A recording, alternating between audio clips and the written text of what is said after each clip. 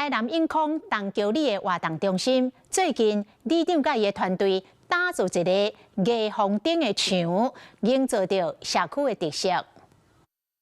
台南永康东桥里活动中心有一面绿化的壁画，真侪游客专工来遮翕相。面顶有地标甲路牌，好遮游客伫短短几分钟内对当了解。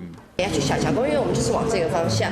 如果呢，我是要去图书馆或者是警分局的话，我们就会往这个方向。另外，还有日本式的灯光造景、甲灯光以及美化墙，和乡亲会当了解活动资讯以外，电火24小时拢袂禁，好暗时下班的乡亲甲外送人员有一个安全的环境。做我们的美化墙把我们东桥里的特色，包括新总馆、我们的特色游乐区还有永康分局做一些介绍清新的设计营造出属于东桥社区独有的特色。里长欢迎乡亲有闲去行行的。Hello， 我是林纯佩。想要掌握最及时的新闻资讯或是体坛动态吗？